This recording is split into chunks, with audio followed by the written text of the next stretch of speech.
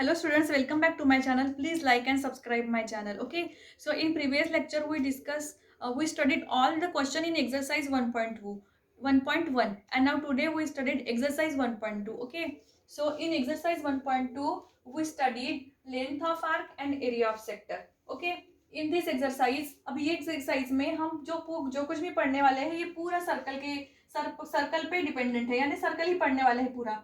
तो आपने 10th में पढ़े हो कि आपने रेडियस पढ़ा है, आर्क पढ़ा है, टेंजेंट पढ़ा है, सब पढ़ा है आपने. ठीक है, तो इसमें अब हम सीख रहे हैं लेंथ ऑफ आर्क और एरिया ऑफ सेक्टर. ठीक है, तो मान लो कि स्टूडेंट्स आप अपने फ्रेंड के बर्थडे में जा रहे हो, तो बर्थडे में गए हो तो वहां पे केक होगा. अब केक होगा तो आपका फ्रेंड केक कट करेगा, उसका बर्थडे है, वो क्या करेगा, यहाँ से एक कट करेगा और इधर से एक कट करेगा.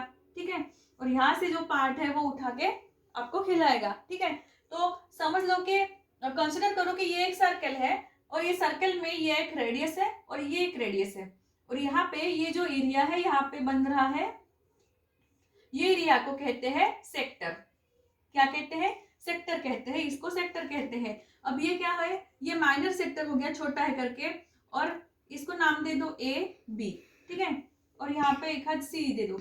अब ये हो गया A B, A O B, ये माइनर सेक्टर हो गया, और ए सी बी ये बड़ा है तो इसे क्या कहोगे, मेजर सेक्टर. सेम वैसे ही अब ये ए से लेके बी तक का जो लेंथ है, ये जो लेंथ है ए से लेके बी तक का, इसे कहते हैं लेंथ ऑफ आर्क.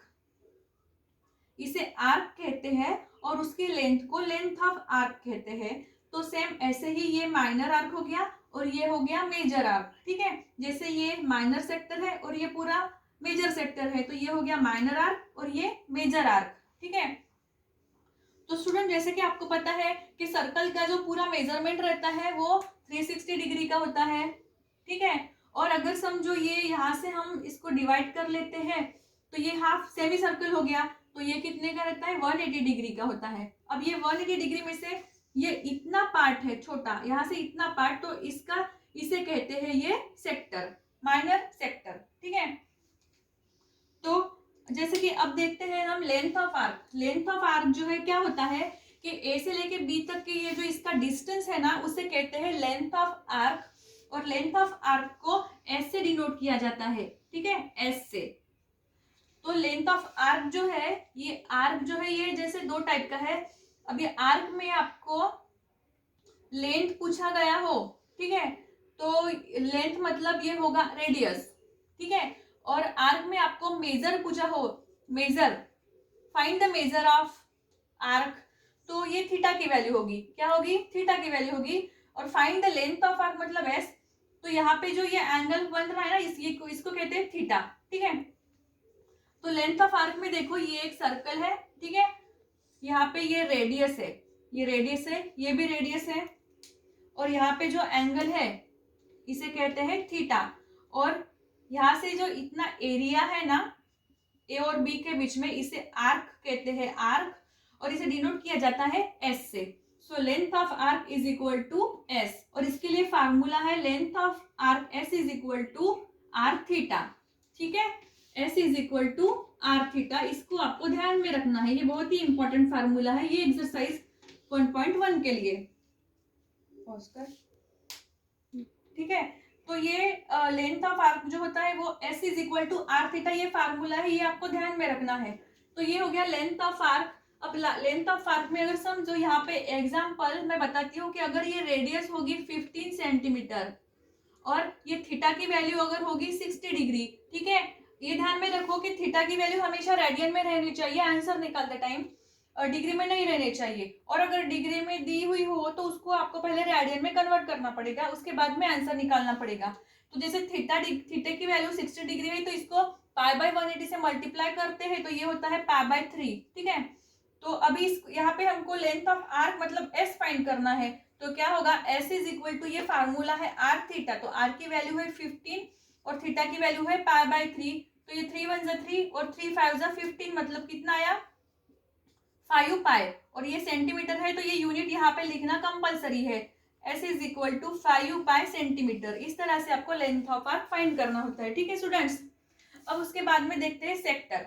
अब ये जो सेक्टर है, ये जो सेक्टर है इसको हमको फाइंड करना हो तो इसके लिए भी फार्मूला है हमारे, तो वो फार्मूला है length of sector is equal to half into R square theta.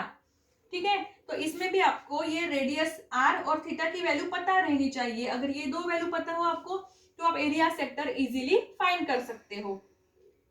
तो ये एक फार्मूला आपको बहुत ही इंपॉर्टेंट है, ध्यान में रखना है। ठीक है, ये फार्मूला नंबर 1, ये फार्मूला नंबर 2 है। और पूरा सर्कल जो है इसका एरिया अगर फाइंड करना हो तो एरिया ऑफ सर्कल होता है, आपने बहुत पहले से पढ़ रहे हो, एरिया ऑफ सर्कल क्या होता है, पाई आर स्क्वायर। ठीक है, तो ये भी एक इंपॉर्टेंट फार्मूला है, ये भी ध्यान में रखो। ठीक है,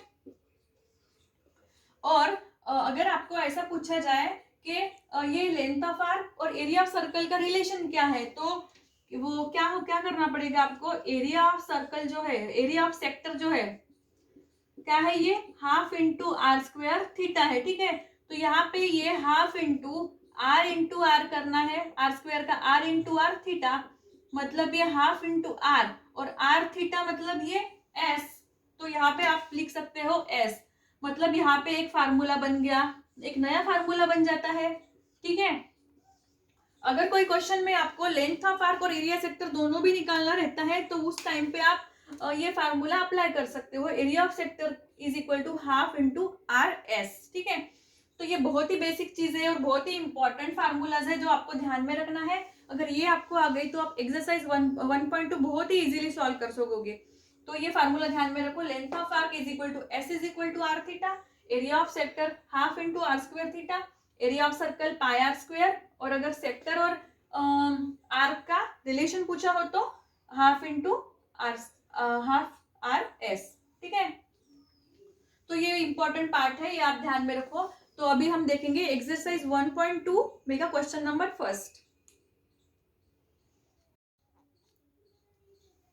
तो ये है क्वेश्चन नंबर फर्स्ट एक्सरसाइज 1.2 में का। तो क्वेश्चन नंबर फर्स्ट है, find the length of arc of a circle which subtend an angle of 108 degree at the center of the circle if the radius of circle is 15 centimetre. ठीक है, तो अभी जैसे कि मैंने अभी बताया था, ये एक सर्कल है, सर्कल में ये रेडियस है। ठीक है, ये आर है, ये एंगल थीटा है, तो ये रेडियस है, इसकी वैल्यू दी है 15 सेंटीमीटर। और थीटा जो है, मैंने कहा था कि अगर मेजर क्या है, सबटेंड एंगल मतलब थीटा। ठीक है, तो ये थीटा जो है, थीटा की वैल्यू है 108 डिग्री। तो हमको क्या फाइंड करना है, लेंथ ऑफ आर्क मतलब एस फाइंड करना है, S is equal to R theta find करना है। तो सॉल्यूशन होगा, जो गिवन है वो लिख लो। गिवन क्या है, radius R is equal to 15 centimetre and theta is equal to 108 degree. ठीक है, तो मैंने आपको कहा था कि अगर थीटा की वैल्यू डिग्री में होगी तो उसको रेडियन में कन्वर्ट करना है। पहले 108 मल्टीप्लाई बाय पाई बाय 180, तो ये रेडियन हो गया। तो इसको 18 10 जा 180 और 18 6 जा 108। अब 2 3 जा 6 और 2 5 जा 10, मतलब ये आ गया 3 पाई बाय 5 रेडियन। ठीक है, तो थीटा की वैल्यू आ गई यहाँ पर हमारे पास। अब क्या फाइंड करना है, लेंथ ऑफ आर्क। तो length of arc S is equal to R theta formula है। तो रेडियस जो है वो 15 है और थीटा की वैल्यू क्या आई है, 3 पाई बाय 5। सो 5 1 जा 5 और 5 3 जा 15। ठीक है, कितना, 5 3 जा 15, सो 3 इंटू 3 9। तो कितना आंसर आया हमारा, 9 पाई। और यहाँ पे ये यूनिट ध्यान में रखो, 15 सेंटीमीटर है तो ये भी क्या होगा, centimetre. So S is equal to 9 pi by, S is equal to 9 pi centimetre. ये आ गया आपका फाइनल आंसर। तो बहुत ही इजी क्वेश्चन है। I hope you understand this question. अभी हम नेक्स्ट लेक्चर में देखेंगे, बाकी के क्वेश्चन देखेंगे। ठीक है, सो अभी के लिए बस इतना ही। मैं आपको बस कुछ ही देर में मिलने वाली हूँ फिर से नेक्स्ट क्वेश्चन को लेके। सो अभी के लिए बस इतना ही। Thank you so much.